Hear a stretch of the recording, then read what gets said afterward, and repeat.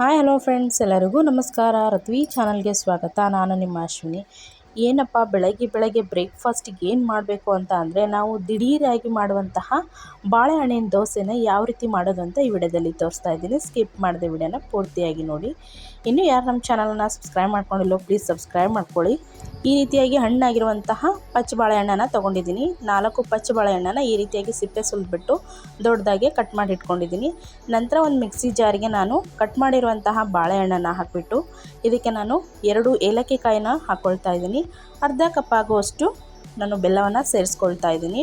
ಅರ್ಧ ಕಪ್ ಆದರೆ ಸಾಕಾಗುತ್ತೆ, ಏಕೆಂದರೆ ಬಾಳೆಹಣ್ಣು ಕೂಡ ಸ್ವೀಟ್ ಆಗಿರುತ್ತೆ. ಹಾಗಾಗಿ ನಾನಿಲ್ಲಿ ಅರ್ಧ ಕಪ್ಪಷ್ಟು ಬೆಲ್ಲವನ್ನು ಸೇರಿಸ್ಕೊಂಡಿದ್ದೀನಿ. ನಂತರ 1 ಬಟ್ಲಾಗುವಷ್ಟು ಗೋಧಿ ಹಿಟ್ಟನ್ನು ಹಾಕ್ಕೊಂಡಿದ್ದೀನಿ. ಅಂದರೆ ನೀವು ಚಪಾತಿಗೆಲ್ಲ ಬಳಸ್ತಿರಲ್ಲ ಅದೇ ಹಿಟ್ಟನ್ನು ಹಾಕ್ಕೊಳ್ಬೇಕಾಗುತ್ತೆ. ನಂತರ 1/4 ಬಟ್ಲಾಗುವಷ್ಟು ನಾನು ಅಕ್ಕಿ ಹಿಟ್ಟನ್ನು ಹಾಕ್ಕೊಂಡಿದ್ದೀನಿ. ಒಂದು ಅರ್ಧ ಬಟ್ಲಾಗುವಷ್ಟು ಅವಲಕ್ಕಿನ ನಾನು ಒಂದು 5ರಿಂದ 10 ನಿಮಿಷ ಈ ರೀತಿಯಾಗಿ ಚೆನ್ನಾಗಿ ನೆನೆಸ್ಕೊಂಡಿದ್ದೀನಿ.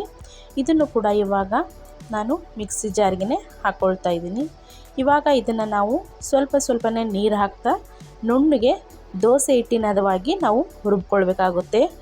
ಇದಕ್ಕೆ ನೀವು ಸ್ವಲ್ಪನೇ ನೀರು ಸೇರಿಸ್ಕೊಳ್ಬೇಕಾಗುತ್ತೆ, ಜಾಸ್ತಿ ನೀರನ್ನು ಸೇರಿಸೋ ಅವಶ್ಯಕತೆ ಇಲ್ಲ. ಇವಾಗ ನುಣ್ಣಗೆ ರುಬ್ಕೊಂಡ ನಂತರ ನಾನು ಒಂದು ಬೌಲ್ಗೆ ಟ್ರಾನ್ಸ್ಫರ್ ಮಾಡ್ಕೊಳ್ತಾ ಇದ್ದೀನಿ. ಇದು ಸ್ವಲ್ಪ ಗಟ್ಟಿಯಾಗೇ ಇದೆ, ಆದ್ದರಿಂದ ನಾನು ಮಿಕ್ಸಿ ಜಾರನ್ನು ಕೂಡ ಸ್ವಲ್ಪ ನೀರು ಹಾಕಿಬಿಟ್ಟು ಇದಕ್ಕೇ ಸೇರಿಸ್ಕೊಳ್ತಾ ಇದ್ದೀನಿ. ಇವಾಗ ಇದು ತುಂಬ ಗಟ್ಟಿಯಾಗಿದೆ, ಸ್ವಲ್ಪನೇ ನೀರು ಸೇರಿಸ್ಕೊಳ್ತಾ ಇದ್ದೀನಿ. ನೀರನ್ನು ಹಾಕಿಬಿಟ್ಟು ಚೆನ್ನಾಗಿ ಈ ರೀತಿಯಾಗಿ ಮಿಕ್ಸ್ ಮಾಡ್ಕೊಳ್ಬೇಕಾಗುತ್ತೆ. ಈ ರೀತಿ ದೋಸೆ ಮಾಡಿದರೆ ತುಂಬಾ ರುಚಿಯಾಗಿರುತ್ತೆ ಮತ್ತು ಹೆಲ್ತ್ಗೂ ಕೂಡ ತುಂಬಾ ಒಳ್ಳೆಯದು. ಬಾಳೆಹಣ್ಣಿನಿಂದ ನಮಗೆ ಅನೇಕ ಬೆನಿಫಿಟ್ಸ್ ಇದೆ. ಹಾಗಾಗಿ ನಾವು ಮಕ್ಕಳಿಗೆ ಈ ರೀತಿಯಾಗಿ ವೆರೈಟಿಯಾಗಿ ಫುಡ್ಗಳನ್ನು ಮಾಡ್ಕೊಡೋದ್ರಿಂದ ಅವ್ರಿಗೂ ಕೂಡ ತುಂಬಾ ಇಷ್ಟ ಆಗುತ್ತೆ. ಇದಕ್ಕೆ ನಾನಿವಾಗ ಸ್ವಲ್ಪ ರುಚಿಗೆ ತಕ್ಕಷ್ಟು ಉಪ್ಪನ್ನು ಹಾಕ್ಕೊಂಡು ಒಂದು 1/4 ಟೀ ಸ್ಪೂನ್ ಆಗುವಷ್ಟು ಅಡುಗೆ ಸೋಡಾನ ಕೂಡ ಹಾಕ್ಕೊಳ್ತಾ ಇದ್ದೀನಿ. ಇವಾಗ ಇದನ್ನು ಕೂಡ ಚೆನ್ನಾಗಿ ಮಿಕ್ಸ್ ಮಾಡಿ ಇದನ್ನು ನೆನೆಸೋ ಅವಶ್ಯಕತೆ ಇಲ್ಲ, ಹಾಗೆ ಇನ್ಸ್ಟೆಂಟಾಗಿ ನೀವು ದೋಸೆನ ಮಾಡ್ಬೋದು. ತುಂಬ ಈಸಿ ಕೂಡ ಆಗಿದೆ. ಈ ರೀತಿ ದೋಸೆಯನ್ನು ಮಾಡಿ ನೀವು ಮಕ್ಕಳಿಗೆ ಲಂಚ್ ಬಾಕ್ಸ್ಗೆ ಅಥವಾ ಮನೆಯಲ್ಲಿದ್ದರೆ ಈ ರೀತಿ ಮಾಡಿಕೊಟ್ರೆ ಅವ್ರಿಗೂ ಕೂಡ ತುಂಬಾ ಇಷ್ಟ ಆಗುತ್ತೆ. ಸ್ವೀಟ್ ಆಗಿರುವಂತಹ ದೋಸೆ ಅಂತಲೇ ಹೇಳ್ಬೋದು. ನಾನಿವಾಗ ಗ್ಯಾಸ್ ಆನ್ ಮಾಡಿಬಿಟ್ಟು ದೋಸೆ ಹಂಚನ್ನು ಇಟ್ಕೊಂಡಿದ್ದೀನಿ. ನಂತರ ಹಂಚು ಕಾದ ನಂತರ ಇದಕ್ಕೆ ನಾನು 1 ಸ್ಪೂನ್ ಆಗುವಷ್ಟು ದೋಸೆ ಹಿಟ್ಟನ್ನು ಹಾಕಿಬಿಟ್ಟು ಈ ರೀತಿಯಾಗಿ ನಾನು ಅಗಲವಾಗಿ ಹರಡ್ಕೊಳ್ತಾ ಇದ್ದೀನಿ. ನೀವು ಬೇಕಿದ್ದರೆ ಸಣ್ಣದಾಗಿನೂ ಕೂಡ ಮಾಡ್ಕೊಳ್ಬೋದು, ತುಂಬಾ ಇಷ್ಟಪಟ್ಟು ಕೂಡ ತಿಂತಾರೆ. ಮೇಲೆ ಒಂದು ತಟ್ಟೆಯನ್ನು ಮುಚ್ಚಿ ಒಂದು 2ರಿಂದ 3 ನಿಮಿಷಗಳ ಕಾಲ ಚೆನ್ನಾಗಿ ಕಡಿಮೆ ಉರಿಲಿ ನಾವು ಬೇಯಿಸ್ಕೊಳ್ಬೇಕಾಗುತ್ತೆ.